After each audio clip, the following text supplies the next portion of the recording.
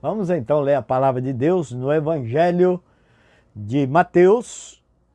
Quero que você acompanhe a leitura no capítulo 14 do Evangelho de Mateus, a partir do verso 22. Mateus, capítulo 14, a partir do verso 22. Logo a seguir, compeliu Jesus os discípulos a embarcar e passar adiante dele para o outro lado, enquanto ele despedia as multidões. E despedidas as multidões, subiu ao monte a fim de orar sozinho. E caindo a tarde, lá estava ele só. Entretanto, o barco já estava longe, a muitos estádios da terra, açoitado pelas ondas, porque o vento era contrário. Na quarta vigília da noite, foi Jesus ter com eles, andando por sobre o mar. E os discípulos, ao verem andando sobre as águas, ficaram aterrados e exclamaram: "É um fantasma!" E tomados de medo, gritaram. Mas Jesus imediatamente lhes disse: "Tende bom ânimo, sou eu, não temais." Ficamos aqui até o verso 27. Mas Jesus imediatamente lhes disse: "Tende bom ânimo, sou eu, não temais." Pai, que a tua palavra ela seja por nós recebida crendo, pela fé. Que o Senhor agora nos faça ouvir essa palavra, crer com o nosso coração e confessar com a nossa boca. Ensina-nos, ó Espírito Santo. Quebra todas as dificuldades que porventura estiverem em qualquer mente, em qualquer coração, que nada possa perturbar o recebimento da tua palavra. Nós oramos em nome de Jesus. Amém. Olhando para o contexto do texto que nós lemos, nós vamos observar que Jesus havia feito a primeira multiplicação de pães e peixes. E logo quando ele termina esta multiplicação e termina de fazer que todos acabaram de comer e se fartaram, e dos pedaços que sobejaram recolheram ainda 12 cestos, Jesus vai ordenar que os discípulos atravessassem para o outro lado do mar da Galileia. Mas olhando esse contexto lá no Evangelho de João, nós vamos ver que Jesus fica despedindo a multidão e ele faz por uma razão e ele pede que os discípulos saiam logo por uma razão. Lá no capítulo 6 de João,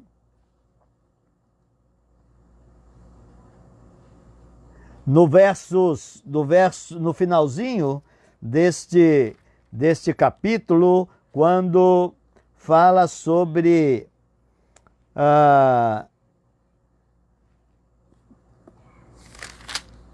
que Jesus anda por sobre o mar no capítulo 16, mas olhe nos versos 14 e 15, nesse contexto de João, o que João diz? Porque Mateus não vai dizer isso, mas João nos dá ainda uma pista maior porque que Jesus vai mandar os discípulos irem sozinhos, e ele ficou.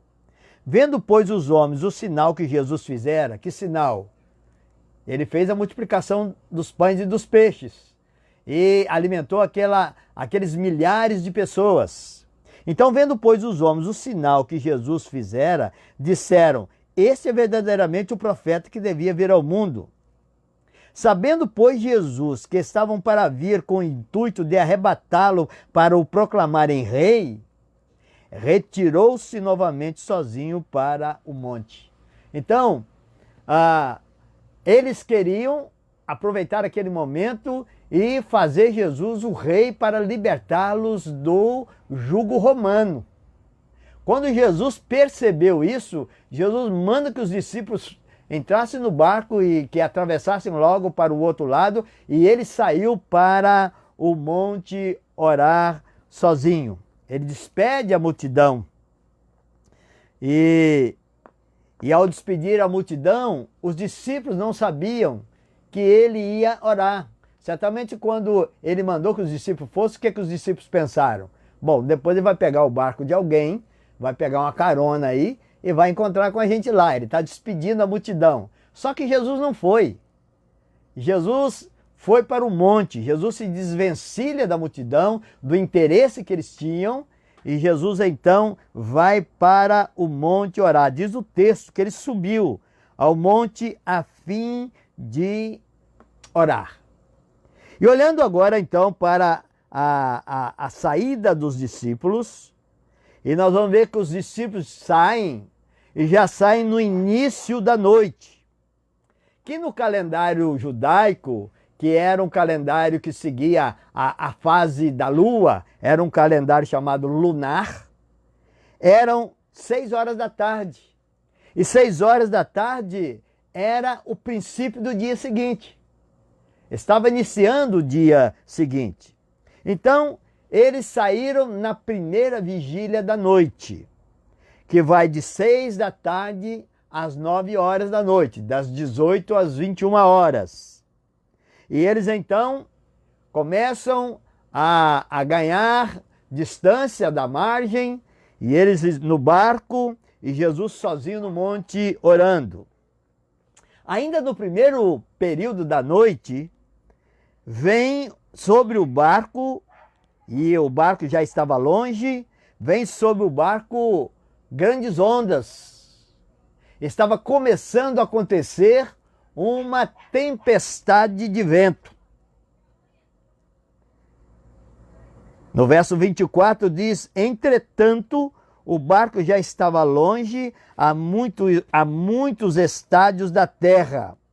E pelo vento, eles costumavam, para onde eles iam, eles teriam que ir pela encosta para melhor navegar, só que a tempestade de vento estava levando-os para o meio do mar, para o meio do lago. Então, grandes manobras foram feitas. Eles começaram então a fazer o que eles podiam. Eles conheciam bem cada palmo daquele lago. Era um local em que inúmeras vezes eles já tinham estado ali pescando. Eles eram pescadores, eles sabiam de tudo que podia acontecer naquele mar. E eles haviam já praticado grandes pescas à noite. Eles já haviam já haviam tido também decepções em pescas em que passaram a noite toda e não pescaram nada. Mas naquela primeira vigília, eles não estavam ali para pescar peixe, eles estavam agora lutando para que o barco tivesse sucesso para atravessar para o outro lado. Eles estavam começando a enfrentar uma grande dificuldade já à noite. Chega a segunda vigília. A primeira vigília eles não conseguem resolver. Chega a segunda vigília da noite, que vai de 21 horas até a meia-noite. Novas estratégias. Aquilo que eles haviam tentado não tinham conseguido ter nenhum sucesso, e eles então tomam novos esforços para tentar levar o barco mais para perto da margem. Mas o vento estava cada vez mais impetuoso. Vencida a segunda vigília, eles agora vão entrar na terceira vigília da noite, lutando contra aquelas ondas enormes. E essa terceira vigília da noite, que vai da meia-noite até as 3 horas da manhã. E eles, as forças, as esperanças, já estavam se acabando. E junto com todos os esforços que haviam feito, junto com tudo que sabiam sobre a arte de navegar no Mar da Galileia, eles chegaram ao ponto de dizer: nós não vamos conseguir mais. Já passamos a primeira vigília, não conseguimos.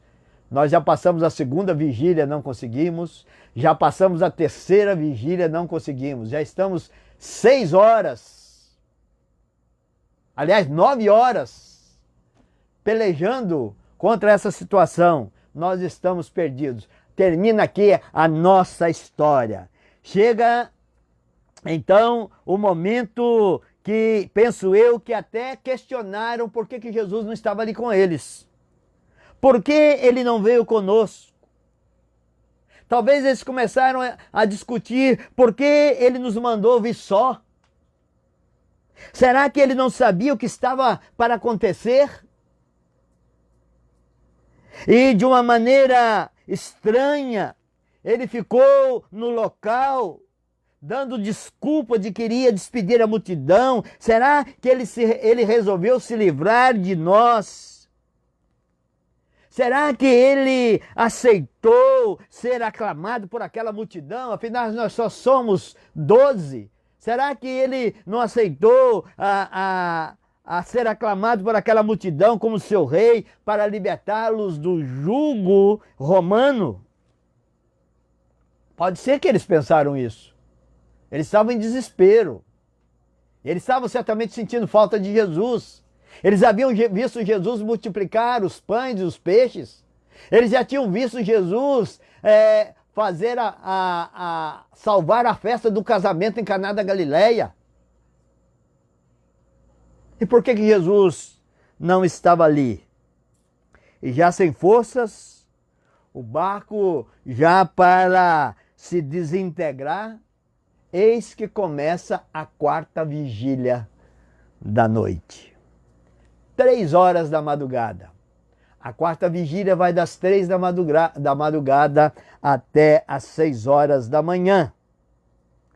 E entra a noite no seu período mais escuro. O período mais escuro da noite é 3 horas da madrugada. É quando começava a quarta vigília dentro do calendário deles, dentro da maneira como eles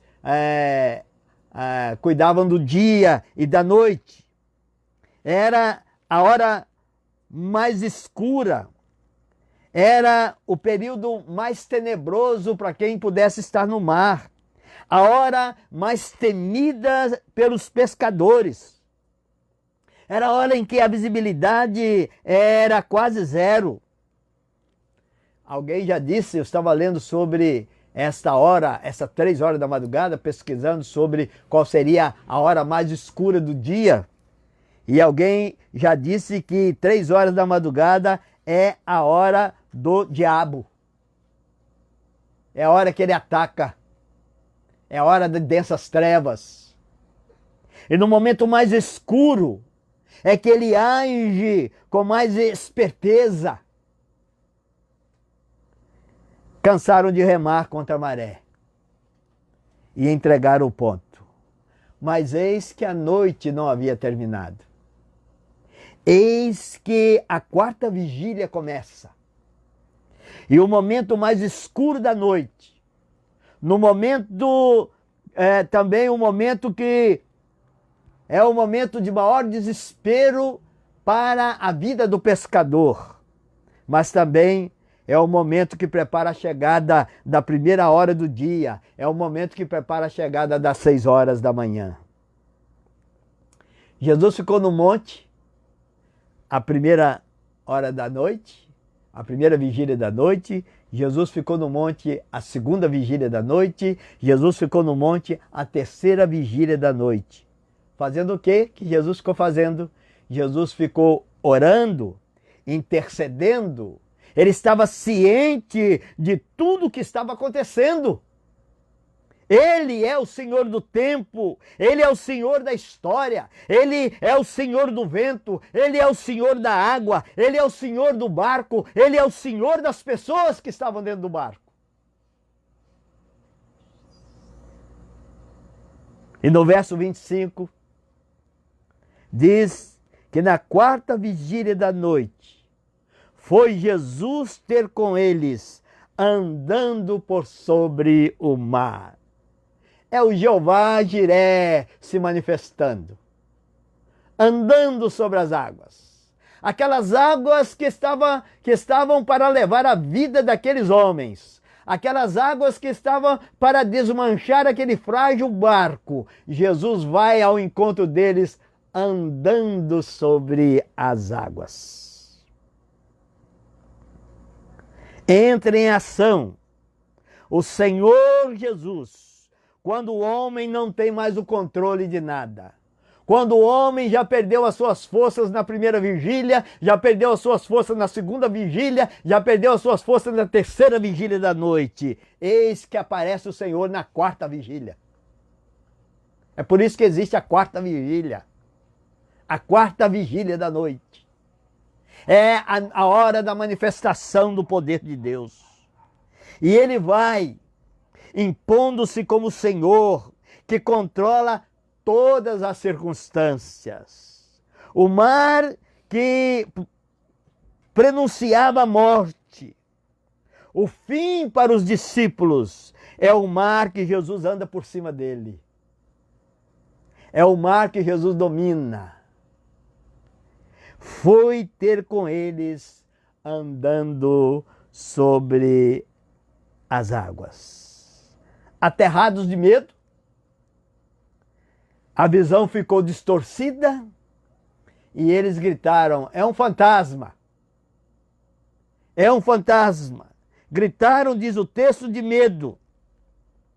Eles não conseguiam enxergar o que tanto se esforçaram na primeira, na segunda e na terceira vigília. Eles não conseguiram ver a salvação. E olha, meus queridos, o que o medo faz. O medo distorce a visão.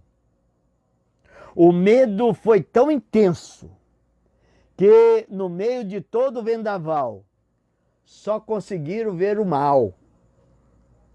Sim, porque para eles, para os pescadores, a lenda era de que o fantasma era o viajante da quarta vigília.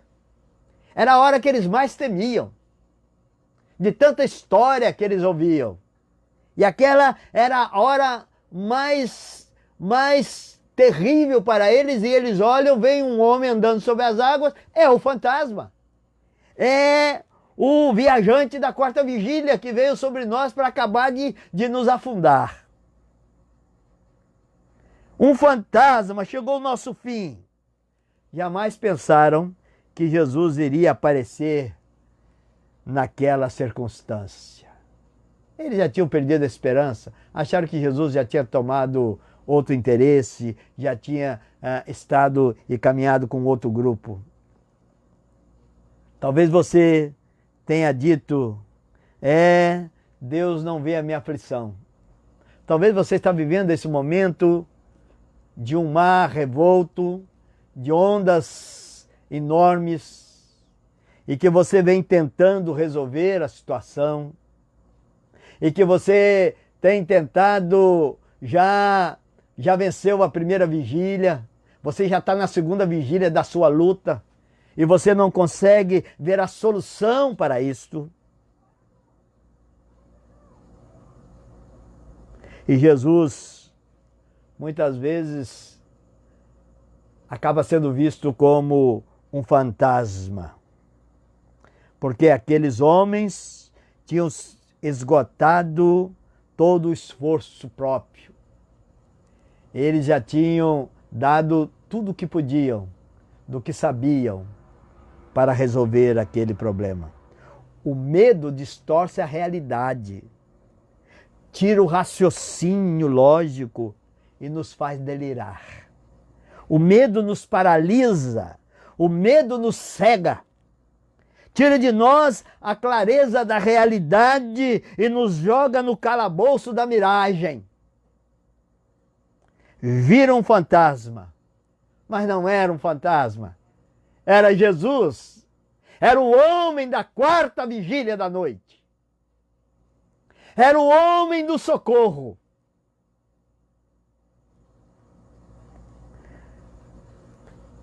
O medo é a pílula do tormento. João, escrevendo na sua primeira carta, no capítulo 4, verso 18, ele diz: o medo produz tormento. O medo produz aflição. O medo produz desespero. Mas ele também diz, mas o amor verdadeiro lança fora todo medo. E o amor verdadeiro é o amor de Deus, que invade a nossa vida e lança fora todo o nosso medo de sermos destroçados, de sermos derrotados. O medo apaga as boas lembranças também. Quem nos mandou ir virá nos socorrer. Nós não temos visto o seu poder? Nós não temos visto ele realizar coisas extraordinárias? Por que não realizará em nossa vida? Por que não virá nos socorrer na quarta vigília da noite? E aí as nossas lembranças se apagam daquilo que ele pode fazer. O medo embota tudo isto. O medo nos castiga com a falta da confiança em esperar por aquele que manda a gente seguir em frente, enfrentar as águas revoltas do mar desta vida, sabendo que ele está velando por nós. A palavra de Deus diz que ele está à direita do Pai, velando por nós. Ele é o sumo sacerdote.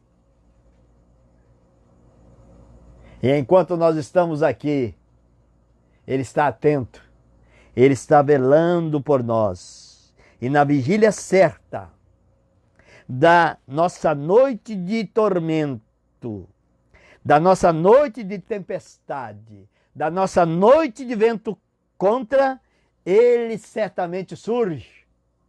Não como um fantasma, mas como o eu sou. Ele disse, não temais. É o eu sou que está aqui. A quarta vigília, meus queridos, é de Deus. A quarta vigília é de Jesus. A quarta vigília é do Espírito Santo, é da Trindade Santa.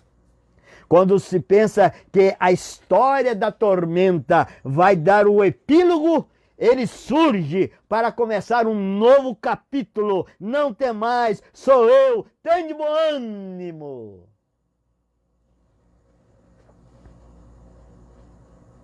E eu quero concluir lendo com vocês o Salmo 30, os versos 1 a 5 desse Salmo. Salmo 30, versos 1 a 5, que diz assim. Pode abrir a sua Bíblia que diz, Salmos 30, versos 1 a 5. Eu te exaltarei, ó Senhor, porque tu me livraste e não permitiste que os meus inimigos se regozijassem contra mim. Senhor, meu Deus, clamei a ti por socorro e tu me saraste. Senhor, da cova fizeste subir a minha alma. Preservaste-me a vida, para que não descesse à sepultura. Salmodiai ao Senhor, vós que sois seus santos, e dai graça ao seu santo nome, porque não passa de um momento a sua ira, o seu favor dura a vida inteira. Ao anoitecer pode vir o choro, mas a alegria vem pela manhã. Ele aparece na quarta vigília da noite da nossa história, para nos fazer experimentar um novo amanhecer. Deus, meus queridos, permite que gastemos nossas forças, nossas prepotências em querer resolver os nossos problemas para mostrar como somos impotentes. Por isso que ele nos dá a primeira vigília, ele nos dá a segunda vigília, ele nos dá a terceira vigília para mostrar o quanto nós somos fracos para resolver os nossos problemas. Ele permite todas essas vigílias para nos convencer de que sem ele não vencemos as águas revoltas do mar da vida. Apenas prolongamos as aflições. A quarta vigília da noite é a mão de Deus nos socorrendo em Jesus. Ele mostra que a noite não termina na terceira vigília. Ainda tem a quarta vigília, que é o tempo de Deus, que é o tempo que Ele age para nos socorrer e para nos salvar. Olhe para Ele, não como um fantasma. Olhe para Ele não como mais um mero ajudante nas aflições da sua vida, mas olhe para Ele como a única solução para resolver o seu problema, como a única solução para tirar a sua tristeza, como a única solução para trazer alegria para o seu amanhecer. Olhe para Ele, não como fantasma, olhe para Ele como Jesus, o Senhor da história da sua vida. É Jesus que quer hoje acalmar a sua vida. Olhe para Ele e diga: Senhor, muito obrigado, porque o Senhor veio na hora que eu estava já para sucumbir. Eu creio que o Senhor é o Senhor da quarta vigília da noite, é o Senhor da libertação, é o Senhor que cuida de mim. É por isso que existe a quarta vigília da noite. E é por isso que Jesus só apareceu na quarta vigília da noite, para que aqueles discípulos e para que nós compreendamos que podemos fazer todos os nossos esforços, que não adiantarão para vencer as truculências dessa vida, para vencer os ataques do inimigo. E a Bíblia diz que o nosso inimigo, ele não é o homem, ele não é a carne, não é o sangue, mas é Satanás com todos os seus seguidores. É contra ele que nós lutamos e somente Jesus pode nos socorrer. Que Ele abençoe você. Que Ele lhe dê hoje a compreensão de que Ele está diante de você. Você chegou na quarta vigília. Creia nele. Receba-o na sua vida. Diz o texto que os discípulos receberam Jesus no barco e a tempestade cessou. Mas é só Jesus pode fazer isso na sua vida. Creia que Ele é o Senhor da história, que Ele é o Senhor do raiar de um novo dia, que Ele é o Senhor que domina as tempestades da nossa vida, que Ele é o Senhor da nossa vida, que Ele é o Senhor da nossa história. Que Ele nos abençoe. Amém.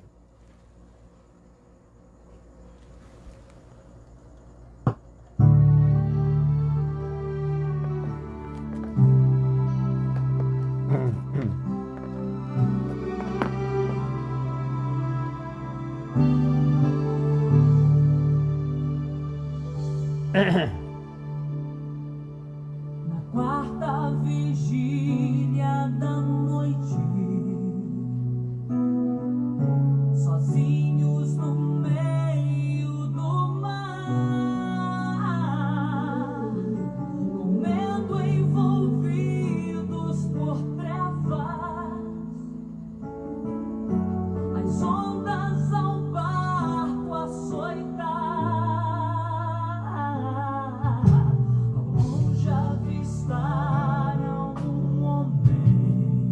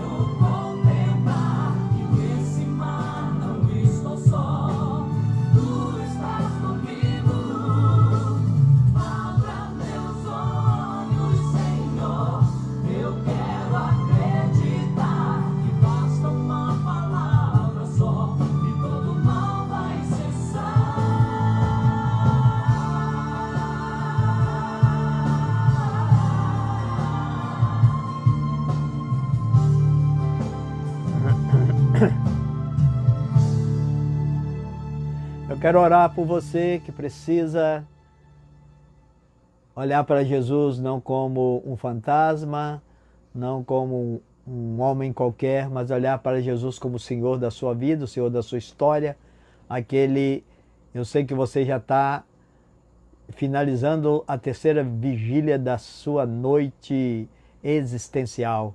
Ele é o homem da quarta vigília e ele está diante de você agora, para que você o receba na sua vida, para que ele controle todas as situações. Creia nele, abra o seu coração, confesse, receba essa palavra com o ouvido, creia com o coração e confesse com a sua boca. Pai querido, nós pedimos que o Senhor agora conceda entendimento total a todos aqueles que estão, ó Deus, lutando nessa vida com as suas forças, com os seus meios, para que eles compreendam que o Senhor é o Senhor da história da nossa vida e que somente o Senhor pode acalmar todas as tempestades que estão enfrentando e que ainda enfrentarão, como nós também enfrentaremos. Nós te louvamos porque nós já temos Jesus na nossa vida, ele já entrou na nossa vida, nós já o recebemos, nós já fomos alcançados por ele na quarta vigília da nossa noite. E que agora, nesta data de hoje, nesse momento, aqueles que ainda não foram alcançados pela fé possam ser hoje testemunhando que só Jesus pode nos guardar e nos proteger e nos salvar, crendo nele como Senhor e Salvador das suas vidas, confessando os seus pecados e convidando para que ele entre e faça parte da sua história, da sua vida. Nós oramos em nome de Jesus. Amém.